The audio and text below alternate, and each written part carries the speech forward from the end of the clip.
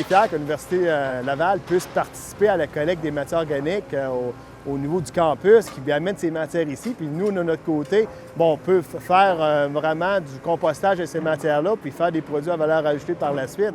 C'est vraiment une économie circulaire. Donc, avec les matières organiques, on est en mesure de faire des produits qu'on va pouvoir vendre au niveau des plates-bandes, au niveau des jardins, etc.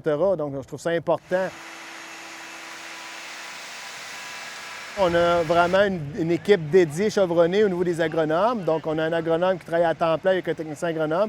S'assurer au niveau du processus de compostage qui se fait selon les règles de l'art et puis voir aussi l'évolution au niveau de chacun des piles de compost jusqu'à sa maturation. Donc, il y a plusieurs analyses qui est faites. C'est important de bien trier à la source les matières en tant que telles. Comme vous voyez en arrière, il y a un gisement qui rentre de résidus verts, c'est en sac de plastique. C'est un fléau, le plastique, chez nous. Donc, on préférait ne pas en avoir de plastique qui permettrait de faciliter nos opérations. On est en mesure de pouvoir retirer le plastique avec des tamisages, mais il y a beaucoup d'efforts qu'on met en place pour arriver à un produit de qualité.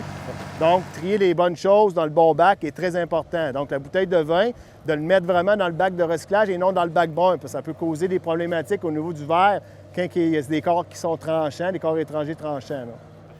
Il y a 4 phases au niveau du compostage. Il y a la phase mésophile, thermophile, refroidissement et maturation. Ces 4 étapes-là au niveau du compostage, ça prend grosso modo à peu près 12 mois au niveau du traitement. Donc, pour rendre un compost au temps zéro, donc quand il arrive au centre de compostage, ça prend 12 mois pour faire vraiment un compost qui est mature. Quand on met, mettons, que ça soit l'étudiant à l'Université Laval, va mettre une pleure, un cœur de pomme, des pleurs, des résidus alimentaires. Ils contribuent à produire vraiment un produit comme ça de hautement de qualité.